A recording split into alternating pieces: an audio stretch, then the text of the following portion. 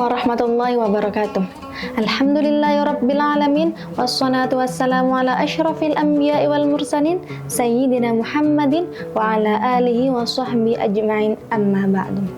Teman-teman Nuris Aswaja Center yang dirahmati Allah, kenapa hari ini keturunan Rasulullah SAW justru diperdebatkan?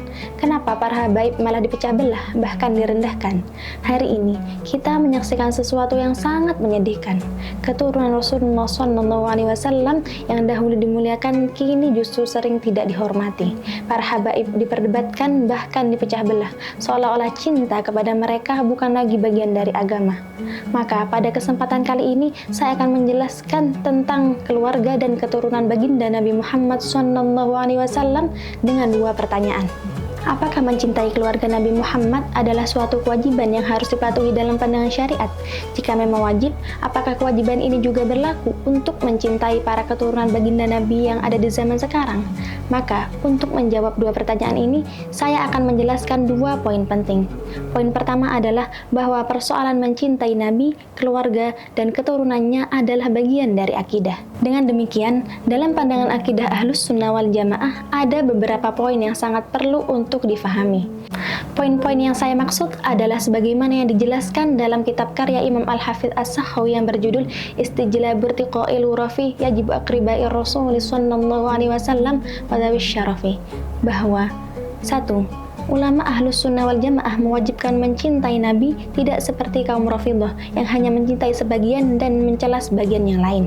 Kedua, Ahlus Sunnah wal Jamaah mengetahui dan mengakui hak-hak keluarga Nabi karena Allah telah menetapkan bagi mereka bagian dalam humus atau 1/5 dari harta rampasan dan fai, serta memerintahkan untuk bersolawat kepada mereka bersamaan dengan solawat kepada Nabi Muhammad SAW.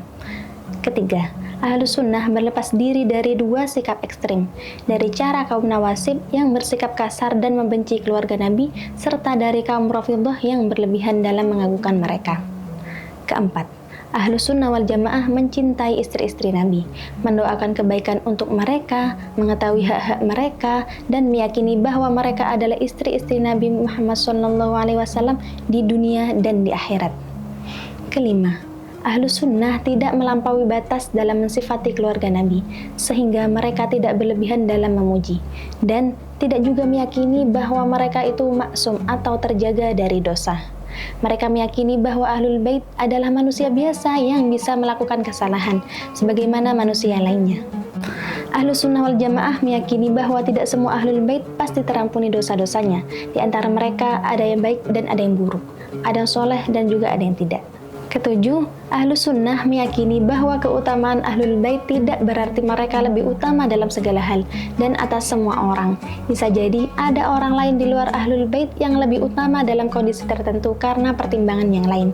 Sebagai tambahan, Imam Qadhi Iyad menjelaskan bahwa mencintai keluarga Nabi Muhammad SAW, istrinya, dan para sahabatnya merupakan bagian dari memuliakan Nabi sendiri. Poin kedua, sekitar 11 abad yang lalu, Syekh Muhammad bin Husain Al-Jurri menjelaskan dalam kitabnya yang berjudul Asy-Syari'ah bahwa menurut beliau wajib atas setiap laki-laki dan perempuan yang beriman untuk mencintai keluarga Rasulullah, yaitu Bani Hashim. Ali bin Abi Thalib beserta anak-anak dan keturunannya, Fatimah beserta anak-anak dan keturunannya, Hasan dan Husain beserta anak-anak dan keturunan dari keduanya, Ja'far At-Tayyar beserta anak-anak dan keturunannya, Hamzah beserta anak-anaknya, serta Abbas beserta anak-anak dan keturunannya. Semoga Allah meridhai mereka semua. Mereka itulah keluarga Rasulullah SAW. Wajib atas kaum muslimin untuk mencintai mereka, memuliakan mereka, bersikap lapang terhadap mereka, bergaul dengan baik terhadap mereka, bersabar terhadap sikap mereka, serta mendoakan kebaikan untuk mereka.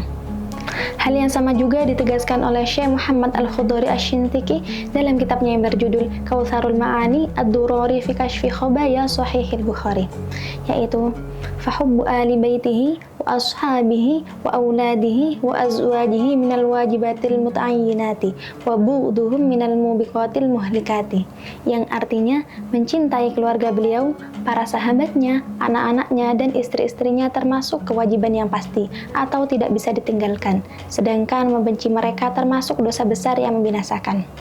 Bahkan, Bakir Syarif Al-Qurasyi menegaskan bahwa mencintai Ahlul Bait adalah salah satu kewajiban terpenting dalam Islam, karena itu merupakan bentuk balasan atas risalah yang Nabi bawa.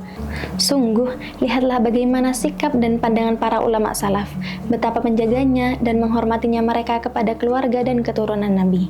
Sungguh berbanding terbalik dengan zaman sekarang, di mana para cucunya Nabi, para habaib dan seterusnya dimusuhi. Hai saudaraku, apakah kita masih mau menutup mata dari fakta ini? Sampai kapan kita harus mencaci maki para habaib dan selainnya? Bukankah mereka juga bagian dari kita? Maka menghadapi kenyataan ini, tidak ada cara yang paling ampuh untuk menyelesaikan masalah ini kecuali introspeksi. Ya benar, kuncinya adalah introspeksi diri. Teruntuk para keturunan Rasulullah, teruslah berbenah, introspeksi diri, dan jadilah cermin akhlak Rasulullah SAW. Jangan hanya menjadi orang yang ingin dibanggakan nasabnya, tetapi tidak mau menerima warisannya, yaitu ilmu, adab, dan keteladanannya. Karena kemuliaan itu bukan sekedar garis keturunan, tetapi juga perilaku yang mencerminkan beliau. Teruntuk para netizen, jagalah lisan dan hati kalian, hormatilah mereka tanpa berlebihan, tegurlah mereka tanpa merendahkan martabatnya.